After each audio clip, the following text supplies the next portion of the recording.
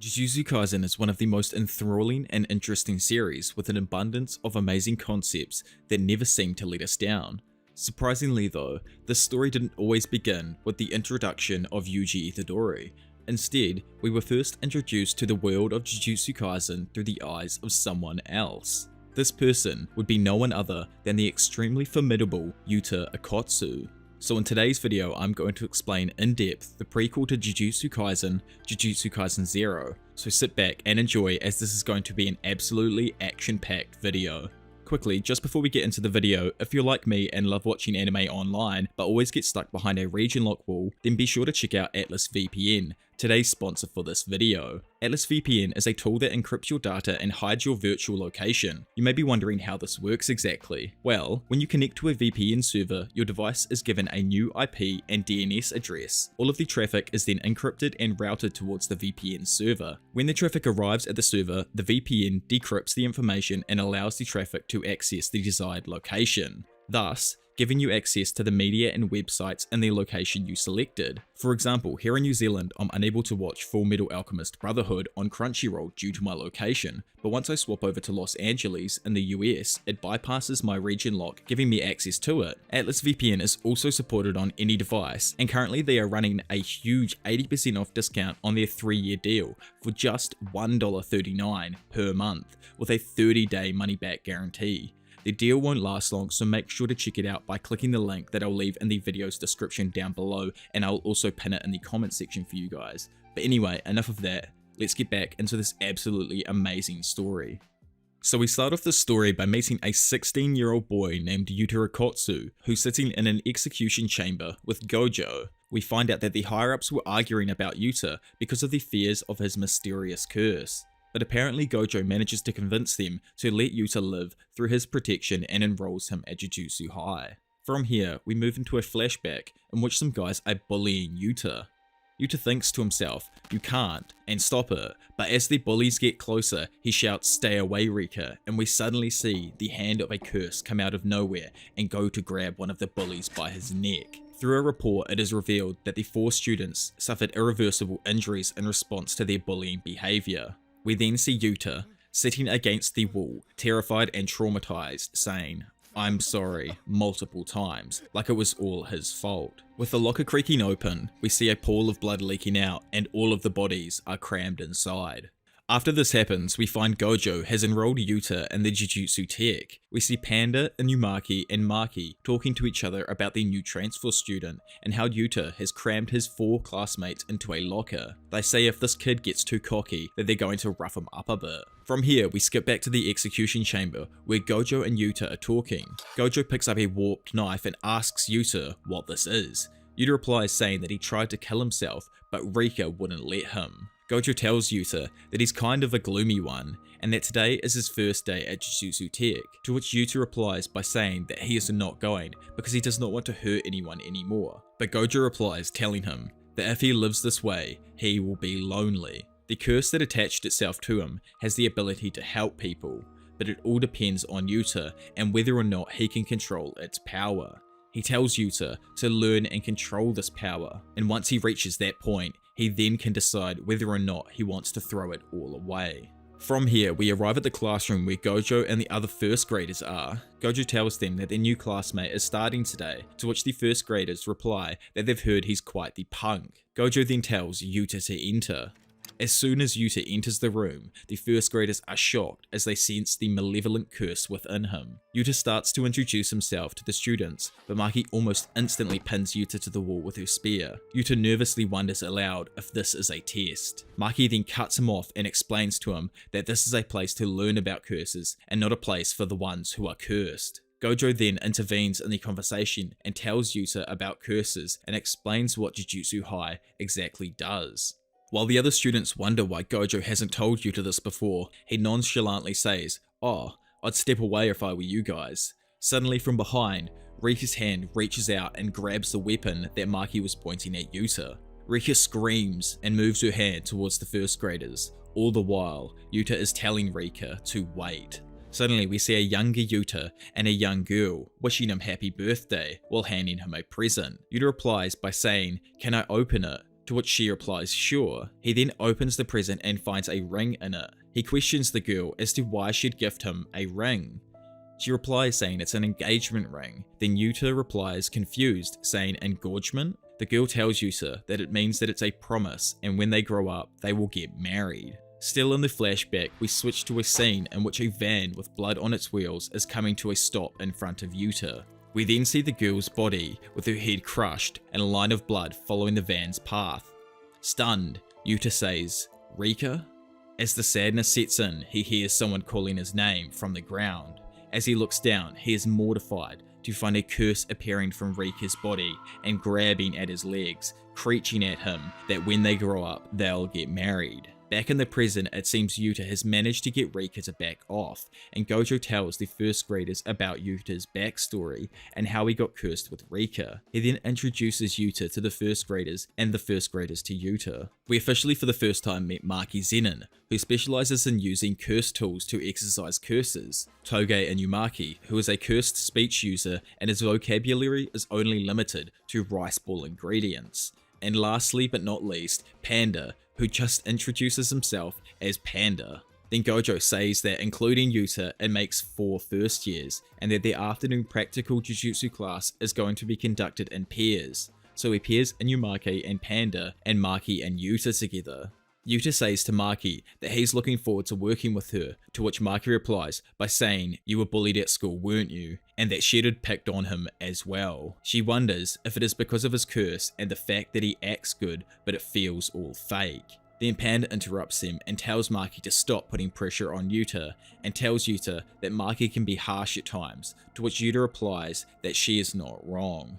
They then head off and appear at an elementary school, in which we get to see Maki, Yuta, and Gojo. Yuta asks Gojo, "Where are we?" To which Gojo replies that they are in an elementary school where several children have gone missing and 2 have been attacked by cursed spirits. Maki tells Yuta a crowded place with varying memories, like schools and hospitals, tend to generate curses, and explains to him how curses come into existence through this.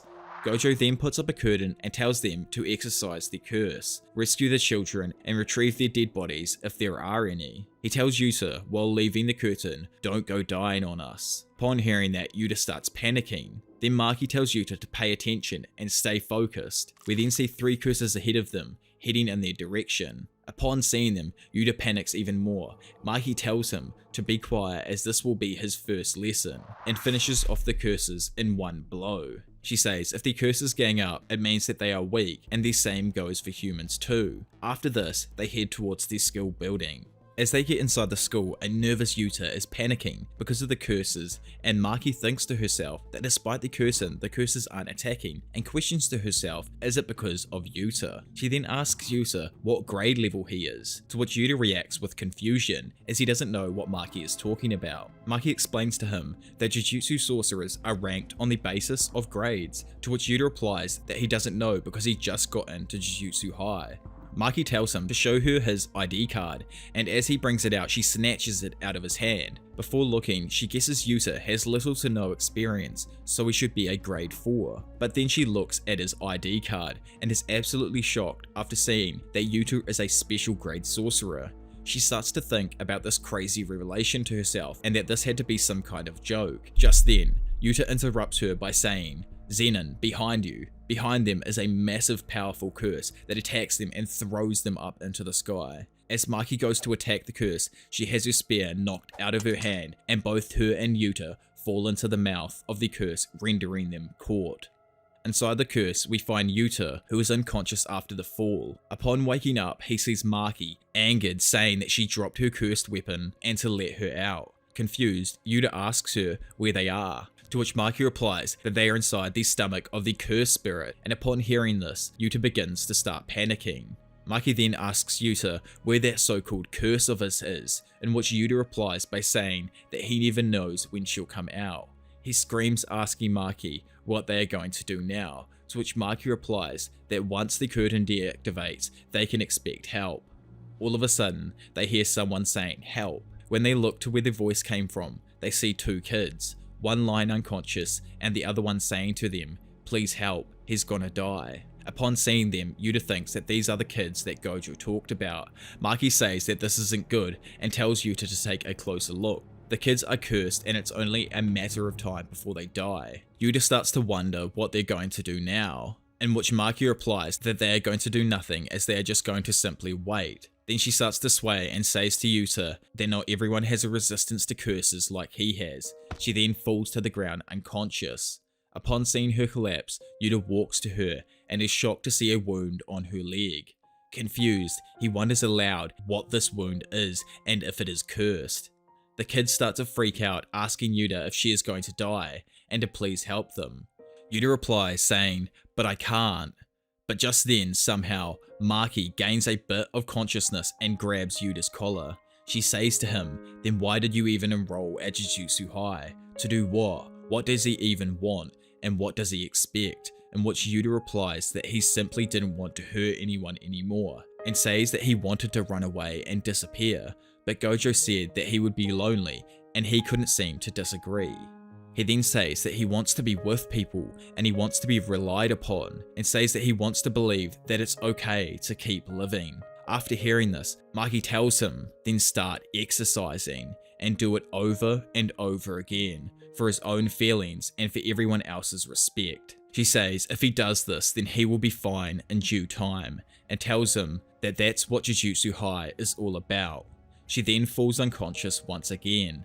Upon hearing Maki's encouragement, Yuta takes the engagement ring Rika gave him and puts it onto his finger and says Rika, in which Rika replies yeah.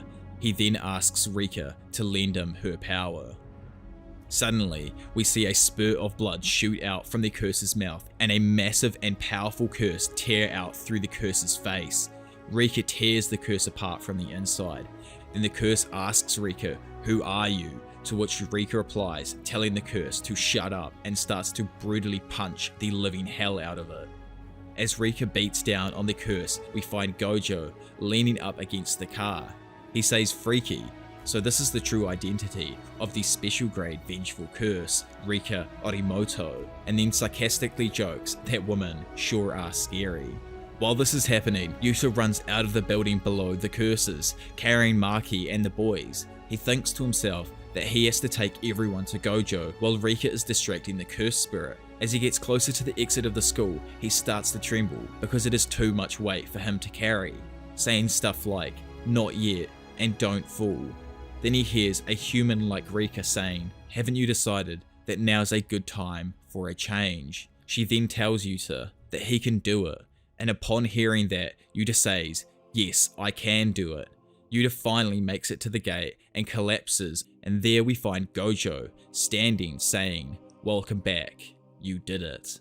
Inside of the hospital, Gojo was telling Yuta that the kids and Maki will be fine, to which Yuta replies quietly, "Good."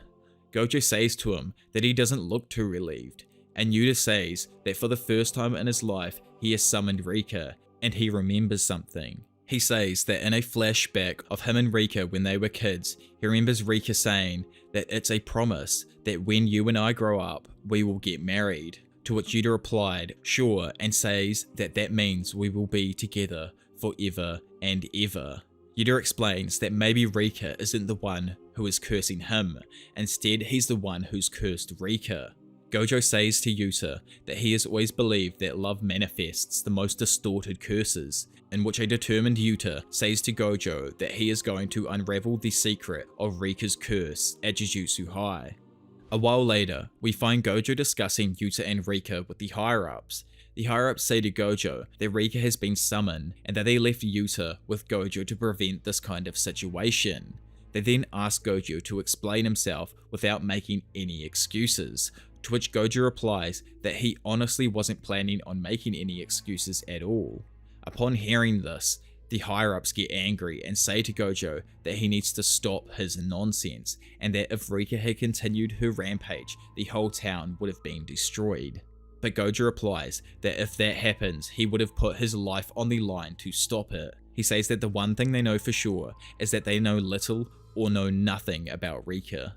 He wonders how this girl, who had no connection to a sorcerer's family, became such a powerful cursed spirit, and says to them that we can't control what we can't understand. and what they will learn will only come from trial and errors, so the higher up should let him be.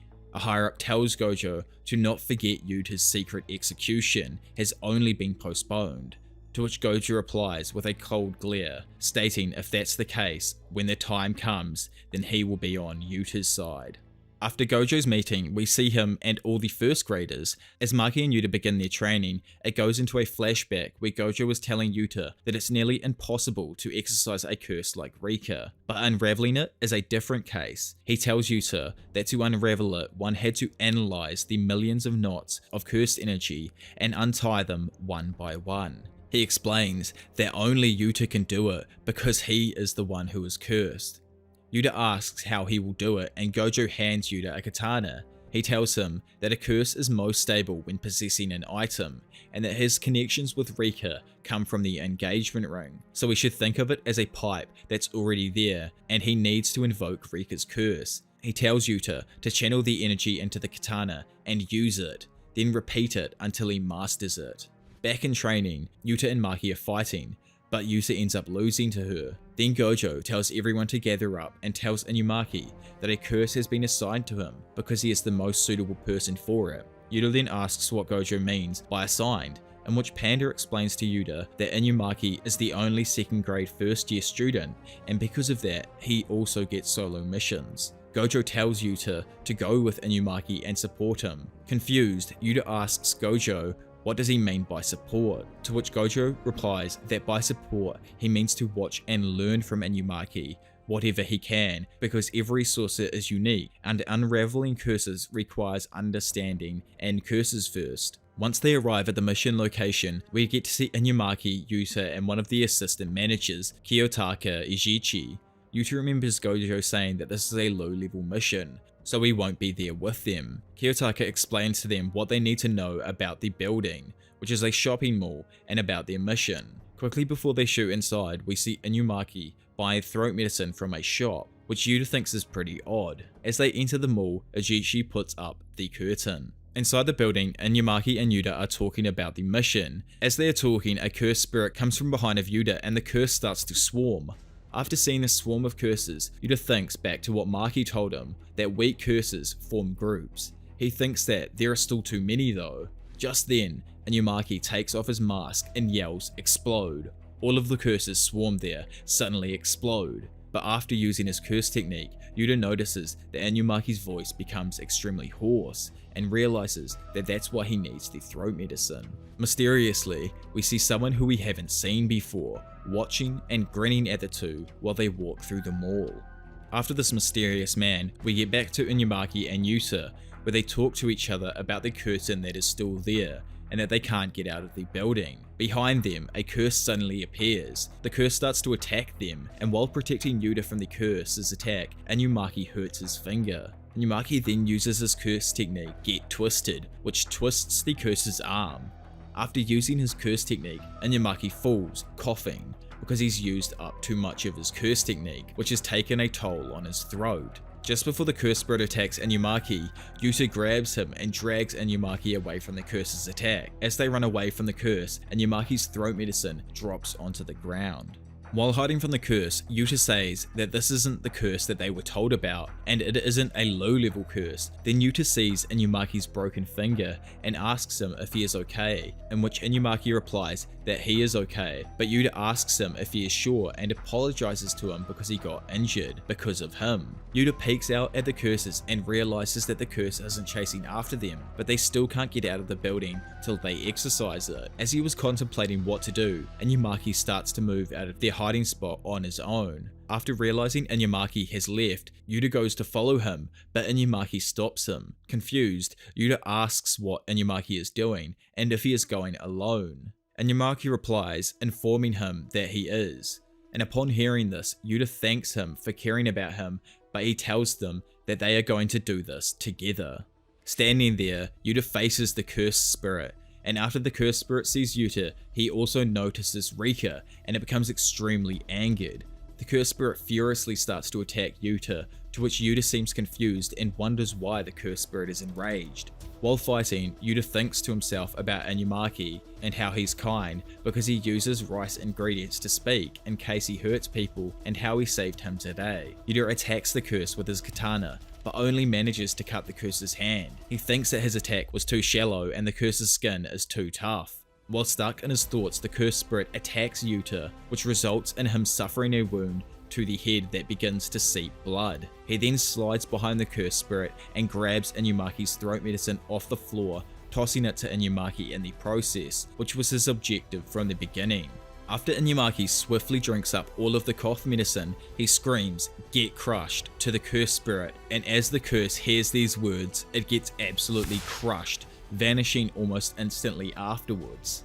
Afterwards, both of them celebrate by giving each other a high five, and Yuta tells Inumaki that they have done a great job. He thinks to himself that when he finishes unraveling Rika's curse, then he will become a normal person, but until that happens, he wants to become useful to everyone. They then leave them all as the curtain disappears. While this happens, another sorcerer watches them from above, having claimed Yuta's ID and confirming his interests in another special grade sorcerer.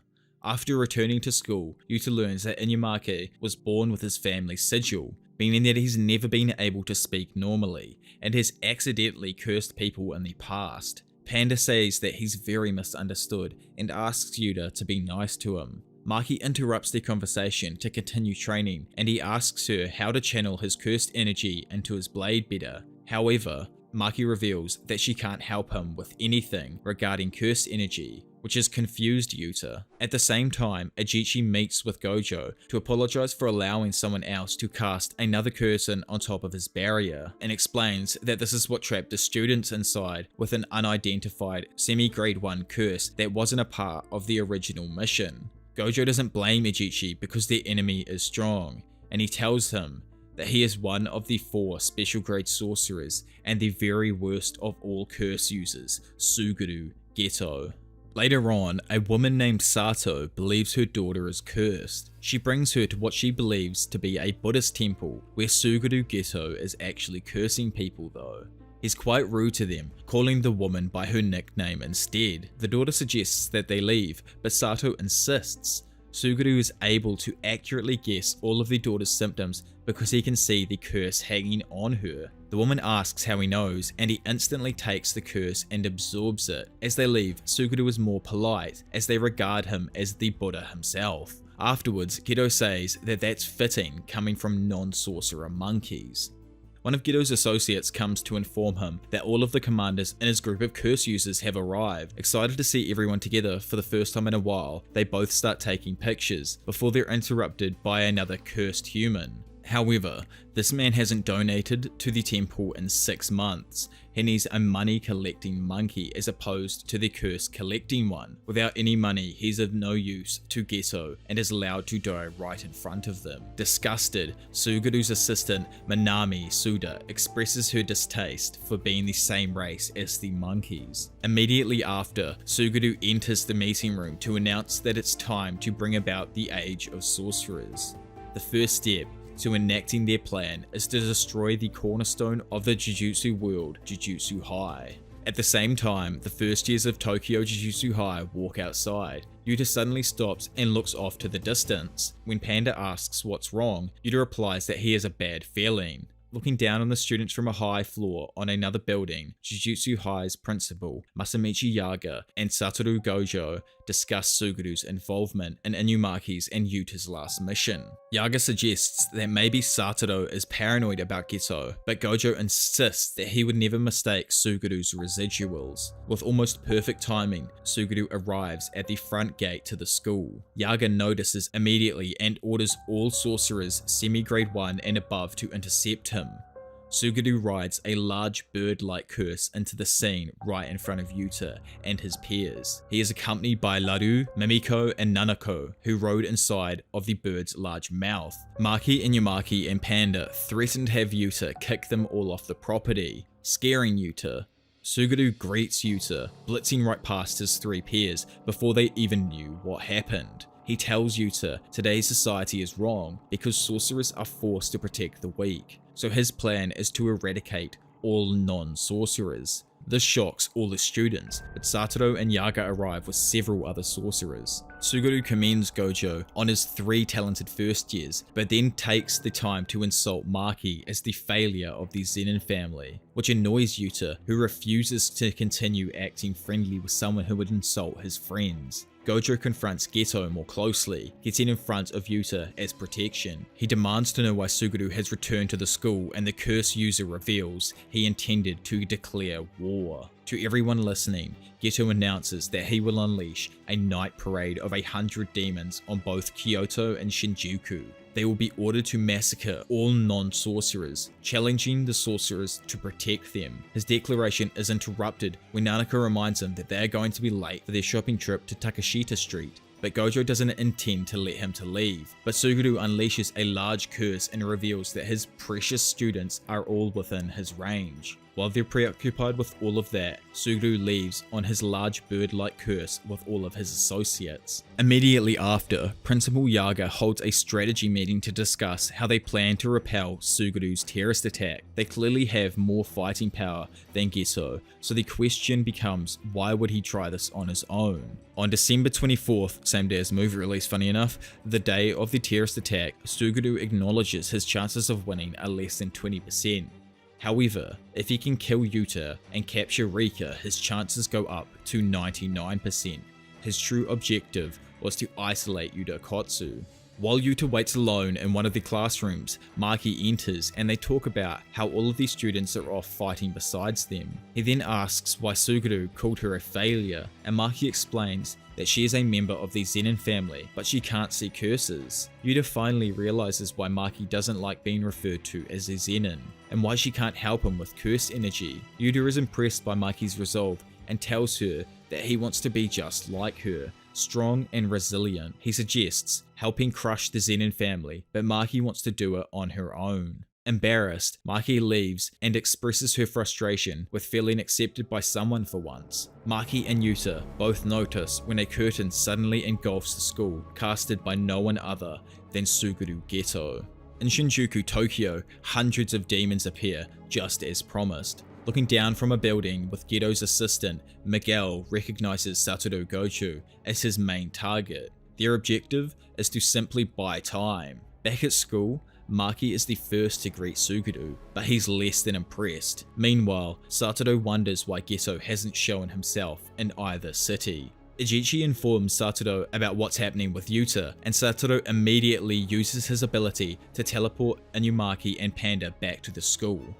Miguel and his partners realize Satoru has figured out Geto's plan. Regardless, they must stick to it, and a curse reveals Mimiko and Nanako. On Miguel's mark, they begin their assault. Miguel challenges Satoru directly, but he's angry, claiming that he's busy at the moment. Inumaki and Panda are teleported back to the school, and immediately break through the curtain. Suguru notices this, and doesn't expect them to reach his point for a few minutes. However, Panda suddenly breaks through the wall behind Suguru. Geto realizes Panda just ran through all of the walls to take the shortest route. Panda unleashes a flurry of punches, but he notices Maki's injured body. While distracted, Suguru pummels Panda with a hand-to-hand combat, and Panda calls for Toge, who appears just in time to get Suguru's attention. Panda grabs the curse user's leg, and Inumaki orders him to crumble away with his cursed speech. Suguru appears to be crushed and falls deep underground through a giant crater Inumaki created. Due to Geto's strength and the power of the command though, Inumaki immediately begins coughing up blood from the backlash of the attack. Panda goes to check up on him, but Toge believes that they need to help Maki first. Suddenly, Suguru reappears from the ground, resurrected by one of his curses. Yuta notices all of the commotion and comes out to find all 3 of his friends grievously injured. While Suguru cries tears of joy over the young sorcerers helping one another, Maki is injured the worst, and Inumaki is just barely conscious enough to tell Yuta to run away. Instead, Yuta instantly becomes enraged and calls forth Rika once again, completely manifesting her for the second time. Suguru believes Yuta will die, but Yuta threatens to kill Suguru for what he has done. Yuta and Rika begin their battles with the special grade curse user Suguru Geto. Geto begins the battle using lots of weaker curses, hoping to see how Rika will respond, but Rika is able to transport Maki, Inumaki and Panda to a safe space where Yuta uses a reverse curse technique to heal them. Jealous of Maki, Rika becomes angry that another girl is getting Yuta's attention. However, a very stern Yuta tells her to be careful, officially controlling Rika for the first time. After healing his friends, Yuta confronts Geto. He asks Suguru why he didn't attack him, in which Geto replies that he was simply impressed that Yuta could even pull off a reverse curse technique. For his next move, Yuta pulls out a speaker with the sigil of the Inumaki family on it, and he manages to copy Inumaki's speech via his microphone. He commands all of Geto's attacking curses to die, impressing Suguru Geto even further. Yuta mentions how difficult using cursed speech is and commends Toge, but Geto is surprised to see Yuta using such high-level Jujutsu. He surmises that Rika is truly a boundless entity of curse energy that can be shaped into any technique. Meanwhile in Shinjuku, Satoru Gojo and Ajichi deal with the curse users Miguel, Nanako and Mimiko. The two girls hang several managers and threaten to do so to anyone who gets in Geto's way. Miguel is able to disrupt Gojo's technique thanks to a rope weaved with an uncanny curse. However, the rope ends up almost running out, making Miguel extremely nervous, as he has to survive a few more minutes in almost hand-to-hand combat, but he promises to curse Suguru if he dies. Back at Tokyo Jujutsu High, Geto arms himself with a curse tool and prepares to fight Yuta directly. He believes Yuta's body must be overflowing with cursed energy, granting Yuta enhanced abilities in every sense. Geto compares sorcerers to gods, further irritating Yuta, who continues their battle by striking several times with his sword. Geto is able to parry though with his 3-section staff and claims that normal humans are just trying to ignore those above them. Yuta claims that he's done with Geto's god complex, but gets caught off guard. An octopus-like curse entangles Yuta, and before he can cut himself free, Geto strikes him several times. Rika brings Yuta out of harm's way though, and Geto continues ranting, believing that the audacity of non-sorcerers to hide away the strong makes him sick. Rika checks on Yuta's condition, but he claims to have gotten used to Geto's movement. Yuta re-engages his opponent, but his sword breaks from all of the cursed energy running through it. Geto tries to tease him about this, but Yuta smashes him in his face and sends him flying back with a left hook. Yuta admits that he can't confirm whether Geto is right or not, but simply because this man threatens Yuta's friends means he has to go down. Geto summons his most powerful curse spirit in a single technique, Maximum Uzumaki, threatening to destroy Yuta once and for all. In response, Yuta thanks Rika for protecting him and embraces her. He asks her for her power one last time and promises her that they will be together forever after that. This excites Rika's spirit, which grows even stronger. Geto realizes that Yuta is sacrificing himself to remove any limits on his cursed energy. Using love, the most powerful curse of all, Rika fires a blast of cursed energy that clashes with Geto's cursed spirits, creating a massive explosion. Geto flees the scene, severely injured, missing an arm with a hole in his chest. He swears to get Rika next time, but is confronted by Gojo. Gojo confirms all of Geto's followers fled and admits that he trusted Geto enough not to injure young sorcerers like Panda and Inumaki. He gives Geto one last chance for some last words, and Suguru admits that he harbors no disdain for Jujutsu High. He simply couldn't be happy in this world no matter what. Maki, Toge and Panda awaken Yuta, who's glad to see that they're all okay. However, Rika calls Yuta and he plans on making good on his promise to her. Suddenly, Rika's cursed form shatters, revealing the human spirit of a young Rika. Gojo arrives and confirms that the curse has been lifted. He also reveals that Yuta is a descendant of Mishizane Sugawara and also a distant relative of his, meaning that they are part of the same family. Yuta's rejection of Rika's death led to her manifestation as a cursed spirit. Yuta begins to cry because he feels responsible for everything that has happened, but Rika embraces him and reveals that she has been happier than ever. Her spirit disappears after this, saying goodbye to Yuta as she is finally laid to rest. Sometime afterward, on a day when it's snowing, Gojo walks with Yuta, assuring him that everything that happened with Geto was his fault alone. He also returns the student ID that Suguru had taken from him earlier on. Just then, Maki interrupts, standing in front of the duo with Inumaki and Panda. Happy to see his friends, Yuta smiles, still wearing the ring that Rika gave him. But yeah, anyway guys, that officially brings us to the end of Jujutsu Kaisen 0, or the prequel for Jujutsu Kaisen. Obviously, if you have enjoyed the video and want to see more, then make sure you hit that subscribe button and leave a like on the video, as it really helps me and lets me know that you guys enjoy this kind of content, as this is the second video in my entire video series where I go over an entire story that has happened through an anime or manga. So if you guys do want to see more videos like this in the future, then be sure to chuck a comment down below and let me know what series you want me to go over perhaps, and I'll be sure to do my best to try and cover them in the future, along with just putting out normal content as well, with normal videos and stuff. If you also do want to suggest other videos just in general, then be sure to join my Discord, which I'll leave a link to down in the description of this video, and also be sure to check out Atlas VPN as well, guys. I just want to thank them again for sponsoring this video. But anyway, enough of that. For now, it's been your professional degenerate, Diavolo, and I'll see you all in a bit. Bye.